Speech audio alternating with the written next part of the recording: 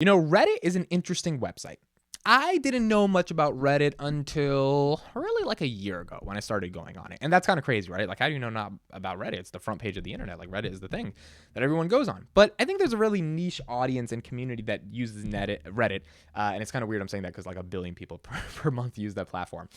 For those who don't know what Reddit is, it's this like online social community platform where there's topics and there's subtopics within those topics, and groups of communities form around those topics to be able to converse about things. So if you Google anything, like usually you're going to, especially a question, you're either going to get Quora as one of the links that pops up because that's a question answer platform, and you're going to get Reddit because a lot of people ask questions on those platforms. They have the discussions, and other people reading those discussions influences the way they think about the world, influences the way they think about the problem that they're trying to solve, and it makes it a more engaging experience. Reddit's actually planning to go public, by the way. They actually filed for that, so that's really interesting. I think they're valuing the company at like $10 to $15 billion, which is pretty amazing. Now, people say some crazy stuff on Reddit, and some of the best gems that we find on the internet are people's personal stories that they have uploaded and democratized to the world by posting on Reddit. The Palantir Reddit is pretty active. Subreddit is pretty active. I don't go on there too often because I'm a little busy throughout the day, but I do get to check out some stuff here and there. I do get to check stuff that's tweeted from the Reddit, especially if it's interesting. And this was really, really interesting. Okay.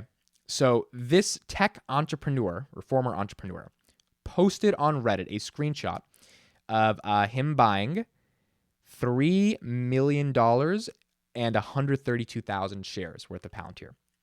Now, that's not insane because a lot of people have been buying Palantir. I have 3 million. No, I don't have $3 million.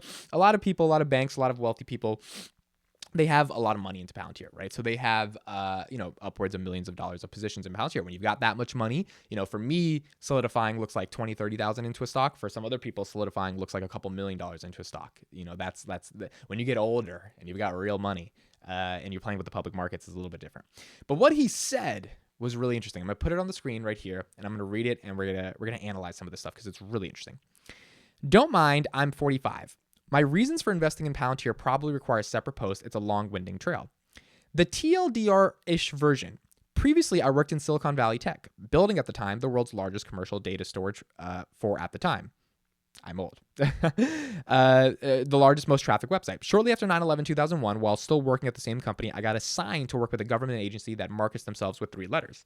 Those responsible for 9/11 had used the free email service that was offered by the company I worked for, and my new government friends were assigned to extract all the data related to those targets. That lasted a few months. Life goes on. I keep doing my tech gig, but I also stay in relatively close contact with my government friends, and eventually I'm the guy that introduces them to other larger tech companies.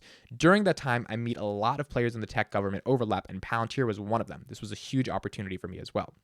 Now, we probably know this is true because Palantir started about 2 years after 9/11, right? A lot of what happened in 9/11 and the lack of communication that happened in 9/11 between governmental agencies was part of the reason for why Palantir even got created in the first place. I covered this in a previous video, but Alex Karp, he did an interview back in 2009, and he talked about 9/11 was a failure of communication as much as it was a failure of policy, because to understand a terrorist attack, you need to analyze large sets of data and be able to track patterns, right? Patterns of calls coming in this place and patterns of flights and this moving in this place. And the CIA, the NSA, they all have to aggregate this stuff to sort of make a hypothetical prediction of something that may be happening. And the FBI and the CIA, which were supposed to be responsible for like doing counterterrorism, they weren't really able to effectively communicate because the CIA has a ton of data that the FBI can't see, and the FBI has a ton of data that the CIA can't see, right? They're not just buddy buddies. They have to be buddy buddies in certain moments, but there's a lot of confidential stuff that is protected within those agencies for obvious reasons. So there needs to be technology platforms that are able to allow those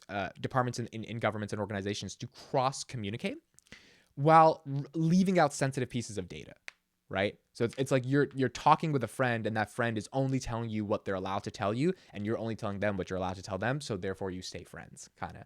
And that's that didn't exist, right? So Palantir first started in 2003 with the idea that if they could create that type of communication platform, that data analysis platform that allows you to see the right data and not see the bad data, then it could be very powerful for the government. So when this guy said that this started after 9/11, it makes a lot of sense because that's when Palantir was really starting. Fast forward a few years, I started my own tech software company, which may or may not have provided solutions to the government, but definitely provided solutions to large-scale tech companies. Exactly 3.5 years later, that company gets bought by a massive company for an undisclosed amount. It's so nice to just build a company and then go sell it for a ton of money and then just sit with a ton of money for the rest of your life. That's so cool. Okay. Now, I only invest in tech and I LP other VC funds, meaning I and many other LPs fund them and then they go out and fund other tech startups. Okay, an LP is a limited partner. So when you're an LP in a VC fund is a venture capital firm that just puts a ton of money into a bunch of startups and they hope one of those startups is the next Facebook. They get that money from limited partners, which are LPs. So LPs provide them the capital because they trust the VC fund is going to find the right startup, and then the VCs have to deploy that capital in a meaningful way. So this guy has so much money that he basically just becomes a limited partner in a bunch of these funds that go make money. This keeps me connected to what's coming. I specifically search out companies with a unicorn-heavy technical engineering teams that are so good, real competition can't exist or won't exist for a really long time because they'll never have that level of extremely finite talent.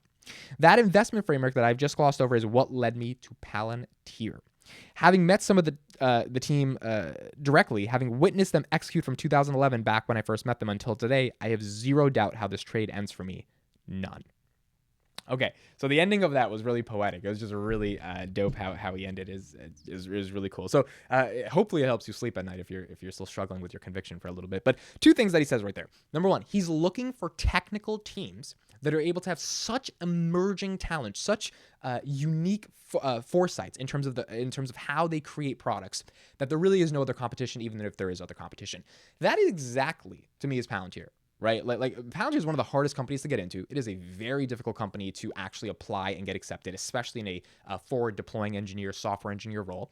Additionally, you get stock-based compensation. This is kind of the whole share dilution problem we talked about. Why do you get that stock-based compensation? Because if you're an engineer and you get accepted into this company, they want you to feel like you're building this company. They don't want you to just get a regular salary. This isn't some Facebook, Google play. This is, we are changing the world. So here's a little bit of the company that you should own in order for you to change the world as well. So the people that they pick to enter this company not only have to be incredibly talented and incredibly strong in their technical skills, but they're going to be rewarded with parts of the company if they get picked to join the company. And that's why I think it's also so elite to get in, because, you know, if you get a job at Apple, Google, or whatever, you're going to get some RSUs, some restricted stock options and whatever, but it's not going to be at the level of stock-based compensation that Palantir has. That's the reason shareholders are getting diluted, because we want to get the best talent in the world. So that's the first thing. The second thing is that he's met that team since 2011, back when he first met them. So he's not making this trade that he purchased a couple days ago, you know, off a whim. He met them in 2011. This was about 8 years after they were started, before they had gone super commercial. He learned the technical team. He understands the technical team.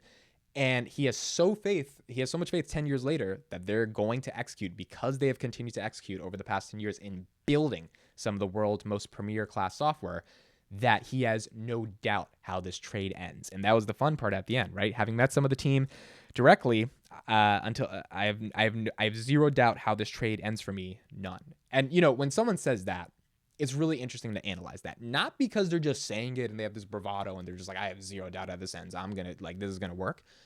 But understanding the context and the you know, quality of the person that's saying that. So this person, he was an emerging entrepreneur, sold software to the government, allegedly, but I think that was like a joke in there. He was able to sell the company for a lot of money. And so much money. When you mean a lot of money, again, it's undisclosed, but when you're LPing VC funds, you're talking at least in the 30 to 40 million that came to you at the end of the transaction. Because for you to be an LP in VC funds, you're giving millions of dollars to different funds, right? So he has, and he just bought $3 million of Palantir, right? So like, this guy has money. And I'm not saying if you have money, you're super, like, you know, your opinion matters a lot, but it means what you did to get that money means that you have a level of experience that lets you know how company building and processes work. And for someone like that to make this big of an outsized bet based upon their experience of understanding the technical team, based upon their experience of understanding the product, and based upon their experience of actually meeting the team and seeing how they execute, and then finally putting his money where his mouth is in terms of making this trade, it seems like, you know, you've got the right people betting on this company, just given the level of experience that they have, and given the level of conviction they have over the actual tech, which at the end of the day is all we have to win, right? Yes, sales and marketing is important, blah, blah, blah, blah, but the tech matters. And the global macro economy right now with interest rates and all this stuff, it's not going to value the tech because they don't care about the tech. They just care about short-term profits on Wall Street. But the tech matters, right? The electric car for Tesla mattered. Even when it was trading at $180 in May of 2019, almost at its lowest in years, the tech was still the tech. The car was still the best car in the world, right? The data for the car was still the best data in the world. So at the end of the day, I think that people are betting on the tech, and if people are betting on the tech, then they're likely going to be right. So those are my thoughts on that. Just wanted to bring you guys some of the stuff I found. Let me know what you guys think about this Reddit thread. Looking forward to comments. I'll see you in the next one.